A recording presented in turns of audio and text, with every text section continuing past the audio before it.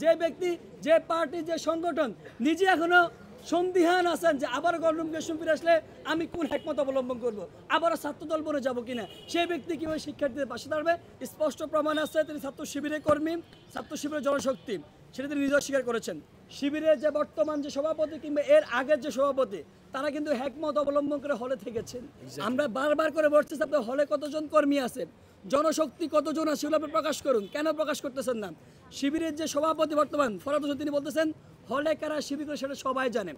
তার মানে কি আমরাও তো জানি কারা শিবির, তার মানে আমরা যদি তার অফলাইন কর্মকাণ্ড অনলাইন কর্মকাণ্ড দেখে বুঝে যাই এ শিবির করে, তাই স্বাভাবিকভাবে ফরহাদের বক্তব্য থেকে বলতে পারি, যেহেতু আমরা জানি তাহলে বলতে পারি যে আলী হোসেন তিনি নিজে শিবির করেন, কারণ তিনি ফেসবুকে সেটা তিনি প্রমাণ দিয়েছেন, সেটা তিনি স্বীকার করেছেন তিনি শিবির করেন।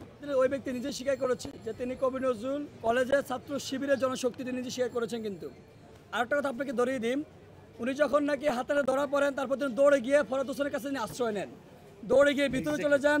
ভিতরে ফরহাদ হোসেন ছিলেন, কিন্তু তিনি গিয়ে ফরহাদ হোসেনের কাছে কিন্তু তিনি আশ্রয় নেন।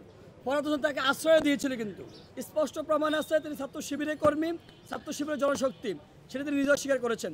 শিবির যে কাজটা করেছে, তারা এখনও অনেকের কাছে একটা অভয় জায়গা দিচ্ছে যে আবার যদি গেস্টরুম ফিরে আসে তাহলে আমরা আপনাদের পাশে দাঁড়াবো, গণরুম গেস্টরুমকে আমরা আবারও বিলুপ্ত করবো আপনাদের পাশে দাঁড়িয়ে।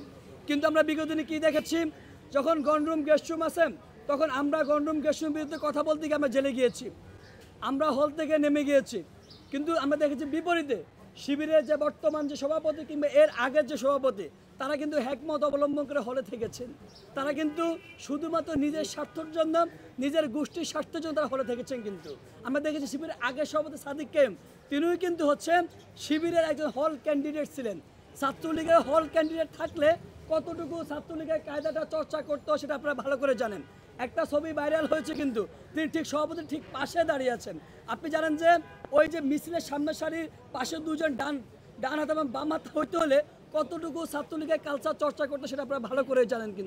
কিন্তু এখন এসে তারা নতুন করে বলতেছেন আবারও যদি গণরুম গেস্টরুম চালু হয়, আবারও যদি কেউ আপনাদেরকে হুমকি দামকি দিয়ে আমরা আপনার পাশে দাঁড়াবো। কিন্তু শিক্ষার্থীরা কি বলতে দেখেন, আপনি তো এখনো প্রকাশ্যে আসেন নাই, আপনি নিজেই সন্দিহানের মধ্যে আছেন যে আবারও যদি গণরুম গেস্টরুম ফিরে আসে আপনি আবারও লুকাই যাবেন, আবারও গুপ্ত রাজনীতি চর্চা করবেন।